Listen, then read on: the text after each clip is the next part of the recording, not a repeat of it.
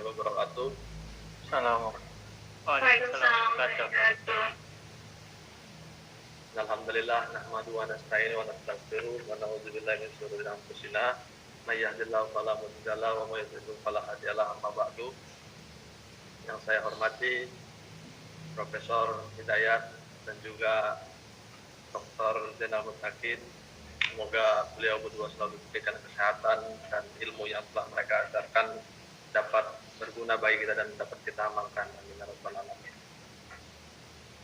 Baik, pada kesempatan sore hari ini saya akan coba mempresentasikan makalah usul nahwu yang berjudul Khosais Manhaj Al-Baghdadi.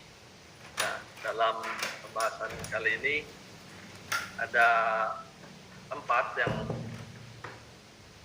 poin pokok yang ingin saya sampaikan di sini. Yang pertama yakni terkait asal muasal aliran ilmu nahwu Baghdad itu sendiri. Selanjutnya perkembangan aliran ilmu nahwu Baghdad. Dan yang ketiga tokoh-tokoh aliran ilmu nahwu Baghdad sendiri, dan yang terakhir adalah karakteristik aliran ilmu nahwu Baghdad. Baik, yang pertama asal muasal aliran ilmu nahwu Baghdad. Nah, para intelektual tadi mungkin sudah sempat disinggung di awal bahwasannya aliran-aliran selain Basrah dan Kufah itu cabang dari itu saja. Nah, begitu pun juga Baghdad ini, yang mana para intelektual yang selama ini tinggal di Basrah, di kota Basrah dan Kufah, pindah ke sebuah kota baru yang menjadi pesaing pusat intelektual dua kota yang telah berdiri lebih dahulu sebelumnya, yakni kota Baghdad itu sendiri.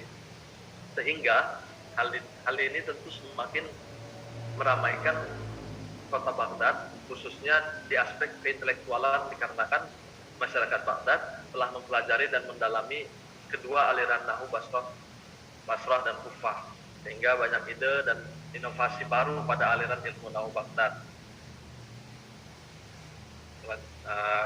Kota Baghdad ini sendiri juga letaknya sangat strategis, yang dikelilingi oleh Sungai Efrat dan Dajlah, yang membuat pertumbuhannya sangat cepat dan khususnya di dalam aspek intelektualannya.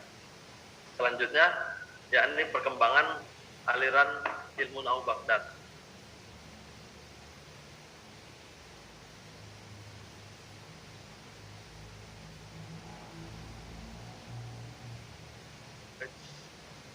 Bagaimana merupakan tahap kemapanan ilmu nahwu yang terjadi di akhir abad ketiga dan awal abad keempat dengan metode khusus, yaitu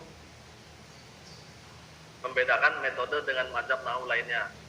Metode ini tidaklah baru dari segi dasar atau pengambilan hukum secara deduktif, akan tetapi metode yang dibangun masih terdapat campur tangan dari mazhab Basrah dan Kufah. Nah, tadi yang disebutkan bahwasannya nahwu di Baghdad ini bukanlah aliran yang baru dalam ilmu nahwu, karena mereka masih tercampur tangan dengan aliran sebelumnya, yakni mazhab Basrah dan Kufah. Banyak ulama yang mengatakan bahwasannya mazhab Baghdad adalah pergantian dari mazhab Kufah yang ditolak. Namun ada juga yang berpandangan bahwa mazhab Baghdad lebih condong kepada mazhab Basrah itu sendiri, sehingga ini masih banyak perbedaan pandangan seperti itu dari beberapa para tokoh. Ada yang menyebut bahwasannya Baghdad ini merupakan anak dari mazhab Basrah, ada juga yang menyatakan bahwasannya mazhab Baghdad ini lebih condong kepada mazhab Kufah begitu. Selanjutnya tokoh-tokoh aliran ilmu nahwu Baghdad. Yang pertama itu ada Abu Musa Al-Hamid, yang memiliki nama lengkap Abu Musa Sulaiman bin Muhammad bin Ahmad. Nah, beliau belajar ilmu nahwu dari Abu Abbas ketika berumur 40 tahun. Meskipun demikian, dia juga belajar nahwu dari pakar nahwu Basrah. Nah, Abu Musa ini meninggal wafat pada tanggal 7 Zulhijjah tahun 305 Hijriah dan dimakamkan di Baghdad. Selanjutnya yaitu Ibnu Syakir yang memiliki nama lengkap Abu Bakar Ahmad bin Al-Hasan bin Al-Abbas bin Al-Farad bin Syakir. Ibnu Syakir juga belajar ilmu nahu dari para pakar nahu Kufah dan Basrah, sehingga dia memadukan dua aliran yang berbeda ini. Beliau wafat pada bulan Safar tahun 317 Hijriah. Nah, selanjutnya ada Ibnu Al-Hayat. Ibnu Al-Hayat memiliki nama lengkap Abu Bakar Ahmad bin Muhammad bin Mansur bin Al-Hayat. Beliau pun memadukan aliran nahu Kufah dengan aliran nahu Basrah, sebagaimana Ibnu Syakir tadi. Ibnu Al-Hayat wafat pada tahun 320 Hijriah di Basrah. Selanjutnya yang keempat ada Nuftuwaih yang memiliki nama lengkap yakni Abu Abdullah Ibrahim bin Muhammad bin Arafah bin Sulaiman bin Al-Mughirah bin Habib bin Al-Muhallab bin Abi Safrah Al-Itki Al-Azda Al-Wusta. Beliau termasuk salah satu tokoh yang juga memadukan aliran nahu Kufah dan Basrah, namun dia menolak pendapat yang mengatakan adanya proses etimologi dalam kalam Arab. Tua sendiri wafat pada tanggal 12 Safar tahun 323 Hijriah di Baghdad. Selanjutnya ada Ibnu Al-Anbari yang memiliki nama lengkap Abu Bakar Muhammad bin Abi Muhammad Al-Qasim bin Bashar bin Al-Hasan bin Bayan Ibnu Sama Ibnu Farwa bin Qutni bin Da'mah Al-Anbari. Beliau wafat sebelum berusia 50 tahun, sekitar tahun 328 Hijriah di Baghdad juga. Dan yang terakhir adalah Al-Ahfashi Al-Asghar. Beliau termasuk salah seorang pakar nahu yang terkenal yang mempelajari ilmu nahu dari berbagai pakar nahu sebelumnya, dan untuk itu beliau banyak melakukan perjalanan meninggalkan Baghdad. Beliau meninggal wafat pada tanggal 7 bulan Dzulqa'dah tahun 315 Hijriah. Nah, selanjutnya yakni karakteristik aliran ilmu nahu Baghdad. Asima. Nah, kaum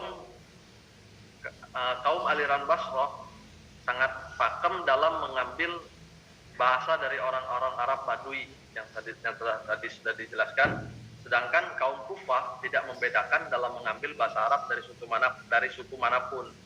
Nah, sehingga sedangkan kaum Baghdad itu dia juga tidak membeda-bedakan bahasa yang satu dengan bahasa yang lain, atau lebih memilih dari suatu kabilah daripada apa yang diriwayatkan dari kabilah yang lain. Nah, kalau untuk kiasnya seperti yang sudah disampaikan di awal, bahwasanya kaum Baghdad mengambil posisi tengah antara aliran Basrah dan Kufah dalam membentuk kaidah nahwu itu sendiri. Dan selanjutnya al-ihtijaj bil hadis.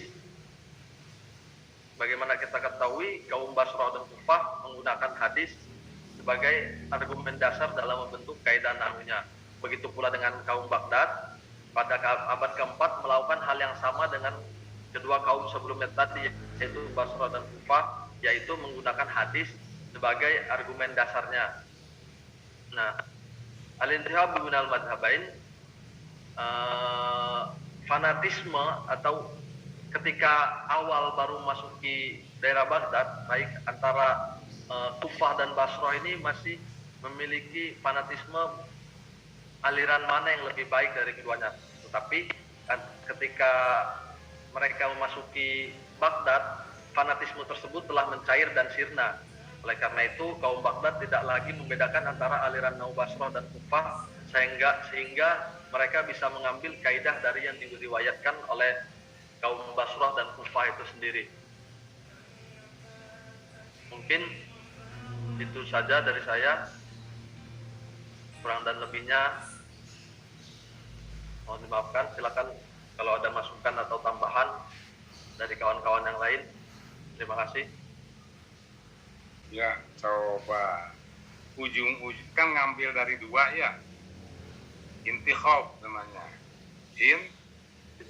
Intikhob itu apa? Milih. Maka pemilu itu kan intikhobat ammah itu ya, pemilu ya, istilahnya intikhobat ammah, memilih.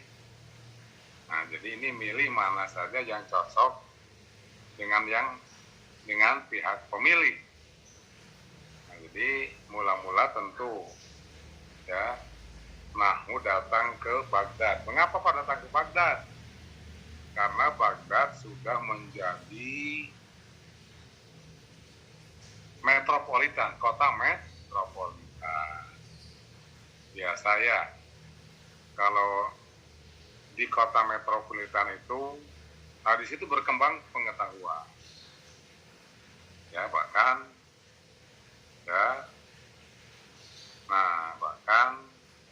siapa yang pertama kali datang ke metropolitan Baghdad ini? Kufah atau Basra? Kufah, Pak. Kenapa? Karena dari segi politik, ya, iya, Abbasiyah itu orang Kufah itu. Ingat nggak dalam sejarah, ya, dinasti Abbas justru diproklamirkan di Masjid Kufah. Ya, sedangkan Basra itu secara politik cenderung ke siapa? Ke Umayyah, Utsman, kan begitu, ya. Tuh, kalau Kufah kan bukan lari ya, turunan Nabi ya, Ali, Husain, Hasan itu kan ke Kufah. Bahkan Kufah menjadi sempat ibu kota khilafah itu, ya. Nah, kemudian Baghdad ini Bani Hashim. Bani Hashim ini jelas dekat kepada orang-orang Kufah. Nah, maka yang pertama kali diterima berkembang adalah madhab Kufah di kota metropolitan ini. Paham? Ya. Nah, lalu masuk siapa? Masuk, udah beberapa lamanya masuklah Basra. Kan begitu ya, di kita juga ya. Tuh, jadi para ulama, para kiai kalau mau berkembang pasti datang ke Jakarta itu. Ya kan? Ya. Ya benar, Pak. Ada orang Jawa, ada orang Kalimantan, kayak. Ya, di Kalimantan kan biasa-biasa saja pendakwah ini. Tapi setelah ke Jakarta masuk TV seterusnya itu, ya. Nah itu, jadi mau berkembang itu di mana-mana begitu. Jadi, nah maka itu juga Basrah juga ikut-ikut datang ke. Nah, cuman tentu dalam diskusi-diskusi itu seringkali Basrah kalah. Nah tadi latar belakang politik ini, ya, politik, ya, yang belakang politik. Siapa tokoh di Basrah? Siapa? Sa'lab, ya. Tokoh Kufah siapa? Kisah Al-Farra. Farra. Ya. Farra. Ya, Kisai betul, tapi kan ada kadernya ini dalam perkembangan selanjutnya ya. Iya. Kadernya. Jadi kader dari Kufah Sa'lab, Farra ya. Kader dari Basrah Sa'lab. Nah, ya. Anda coba kalau dibaca-baca itu polemik antara Basrah dan Kufah. Di metropolitan kan ada terdengarnya tuh. Siapa? Berdebat Kisai dengan Sibawe. Ya. Dalam masalah Kasunbur itu. Ya. Nah, tapi akhirnya ya yang dimenangkan adalah Kisai. Sehingga si Bawai pulang dengan segala macam kekecewaan. Ya, menuju Basro. Di tengah jalan meninggal gara-gara polemik itu antara dia cara berpikir Basro seperti yang tadi katakan dengan Kufah kan. Nah, terus dilanjutkan antara dua mazhab ini ya, lanjutkan, tetapi akhirnya ya melalui proses yang perjuangan yang setapak tapi pasti salaf yang menang ya, pengaruh Basroh yang menang di Baghdad di ujungnya ya. Nah tadi kenapanya apa tuh, kenapa jadi Basroh lebih berpengaruh pada akhirnya kepada Nahu Baghdadiyah ini. Apa sebabnya? Tadi nggak udah. Karena lebih. Ya betul, karena analisa Basroh lebih rasional. Apalagi kan di zaman siapa tuh? Di zaman siapa? Khalifah Abbasiyah siapa? Sebelumnya Harun ar-Rasyid. Lalu Al-Ma'mun. Itu kan gemar dengan apa? Dengan logika-logika, mantik-mantik dari Romawi diterjemahkan. Masa penerjemahan luar biasa. Ya, berkembang ilmu-ilmu umum, matematik dan segala macam. Nah ini didukung oleh cara berpikir begini, maka tentu Basroh lebih dapat diterima analisanya oleh masyarakat. Tentu masyarakat berilmu, ya kan? Ya, nah itu tuh. Nah kemudian katanya lagi, ya akhirnya apa? Jadi dalam segala hal itu dicampurkan aja. Ini pendapat mazhab Kufah, ini Basroh, bahkan tidak jarang ulama Baghdad mempunyai pendapat sendiri, ya, pendapat sendiri. Ini pendapat Basroh, ini pendapat Kufah, ini pendapat Baghdadiyah. Nah saya kira ya secara anunya begitu. Tokoh-tokohnya tadi udah bagus ya, tokoh-tokoh ya. Ya. Ya. Jadi ujung-ujungnya ya orang Baghdad ya debat tidak mengikuti madhab Basroh Kufah secara murni, enggak. Ya, tapi dia dianalisa oleh karakteristik Baghdad. Nah, betul. Jadi mana yang benar, mana yang cocok menurut orang Baghdad itu yang satu. Yang kedua tadi ada pendapat ketiga, yaitu apa?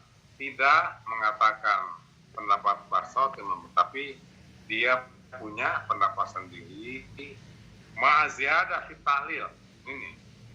Jadi apa? Masalah ilah ya, kemarin kita bicarakan di kias ya, tahlil, ta'wil, hujjah istidlal, itu lebih semarak lagi. Ya saya kira silakan yang lain. Silakan yang lain. Ada komentar? Ya, dari kawan-kawan yang lain mungkin ada masukan atau tambahan pengetahuan.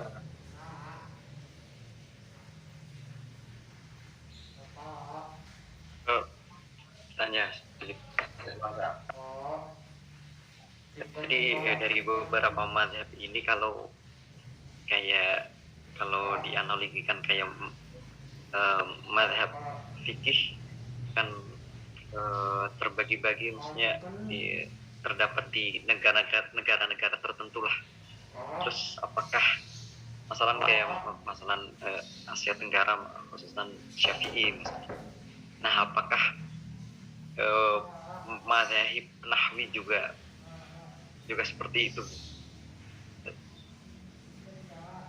Silakan jawab tuh. Silakan. Iya.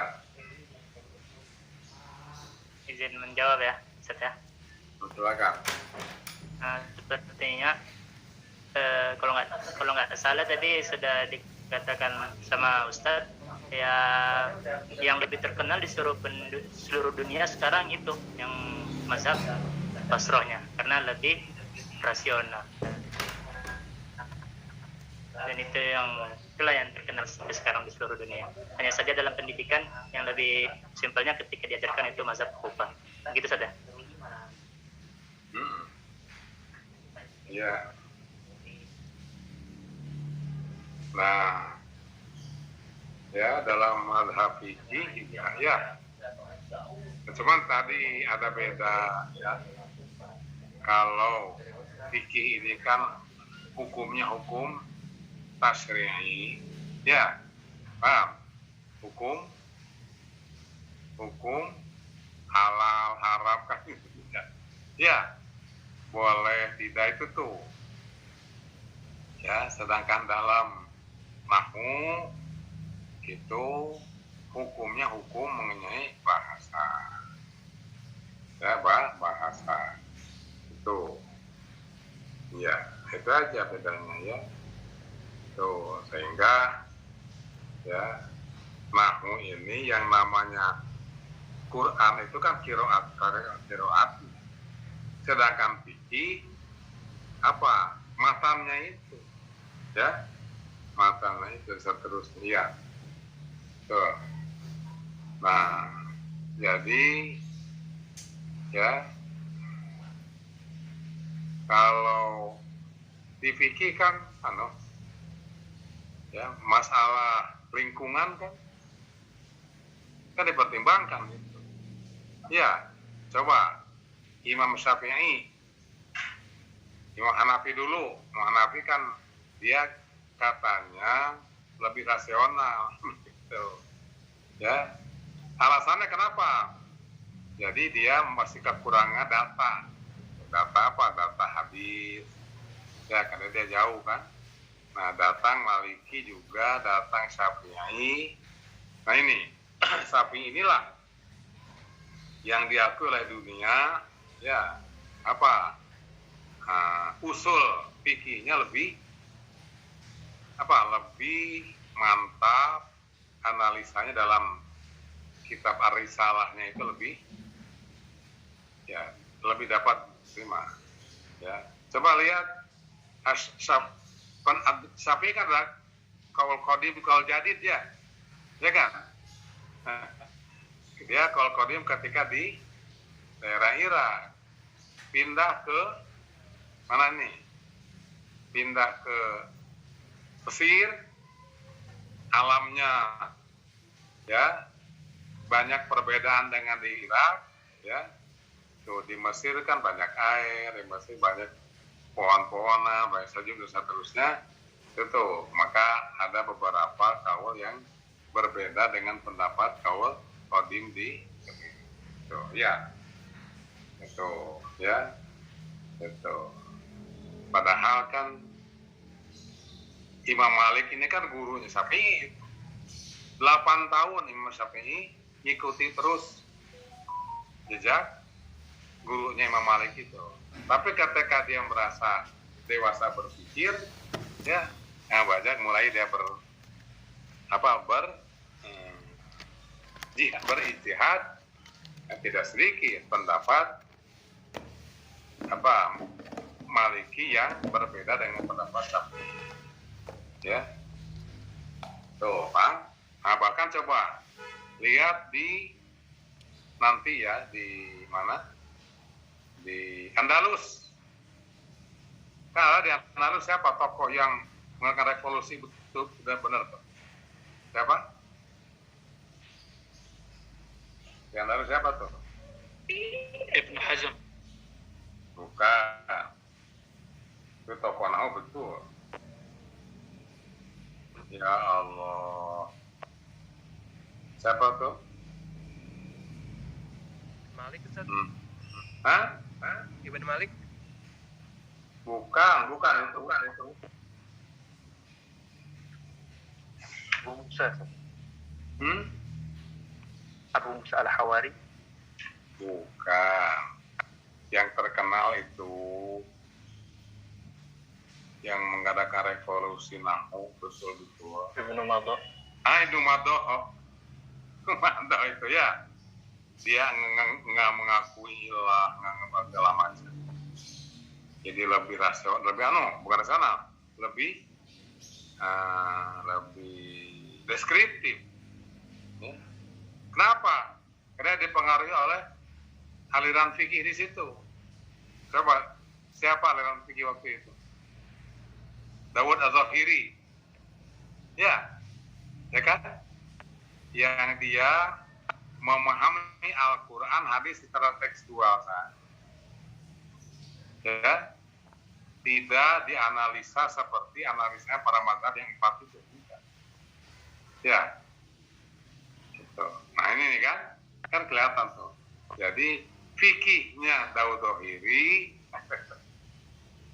namanya juga Az-Zahiri ya, dia ya menentukan hukum tidak seperti yang madhab yang 4, harus ada kias lah, ijma, macam-macam, ya, paham?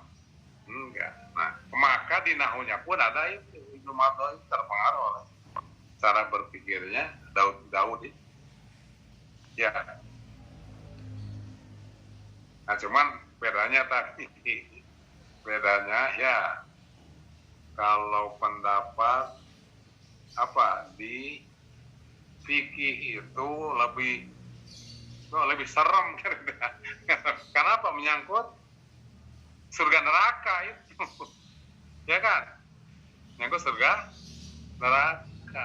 Ya kalau kan halal haram macam-macam itu, ya. Nah, katakanlah ini ya haram. Ya kalau haram kan dilakukan kan masuk neraka itu. Ini enggak, ini halal. Oh, jadi enggak neraka. Nah, itu hukumnya, hukum gitu. Syariat. Tapi kalau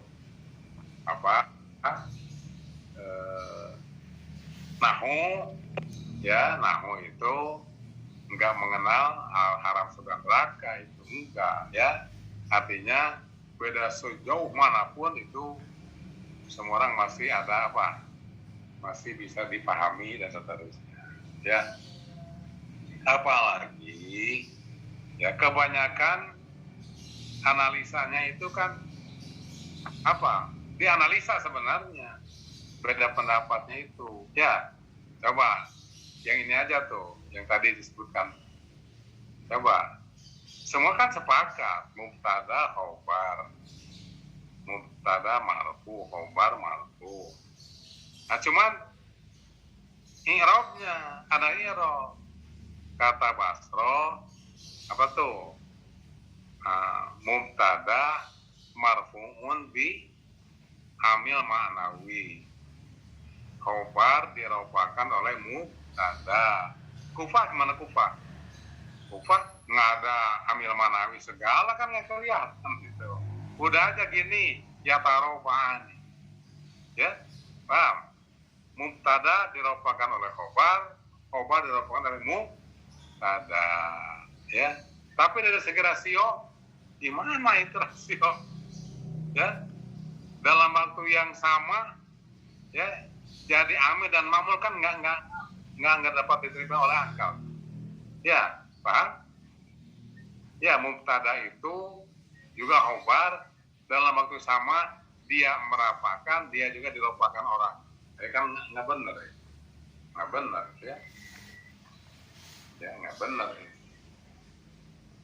Coba seseorang dia digebuk, dia dalam waktu yang sama menggebuk juga, kan ngamuk.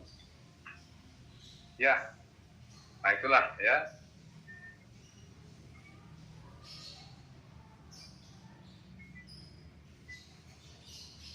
Ya, tuh. Cuman tadi kalau madhab fikih yang 4 itu sampai sekarang kan masih berjalan. Ada juga kayak Muhammadiyah, dia nggak beratkan 4 itu. Dia kan istilahnya tarjih ya. Tarjih ya. Melihat ke 4 atau mungkin ke berapa gitu. Mana yang cocok dengan situasi dan seterusnya, dia ambil itu. Ya. Itu. Sebenarnya Muhammadiyah juga bermadhab itu. Madhab tarjih dia. Ya, madhab Tarjih. dia kan madhab tarjih. Iya. Nah, ya. Kita juga di Nahu bisa. Tadi dengan contoh. Ya, kita madhab tarjih ini. Oh, ini tadi istilah apa? Nasabnya fi'il mudhari ketika amilnya hatta yadhaba. Ya, kalau untuk yang sudah cara berpikirnya tinggi, katakanlah mahasiswa atau madrasah aliyah, itu kan dia bisa menerima kalau yadhaba itu bukan dinasabkan oleh hatta, karena hatta itu huruf jar, tapi dinasabkan oleh an yang apa mustafir apa wujuban ya. Betul. Maka kan nggak ada itu bahwa yadhaba sama anak itu kan nggak ada, hanya ada dalam kitab ya kan. Nah ini yang cara berpikir abstrak ini nggak sulit diterima oleh anak-anakmu tadi. Maka kita kata udah jalan dengan hatta ya, tarjih tuh ya ya ya kan gitu. Ya, ayo silakan ada lagi.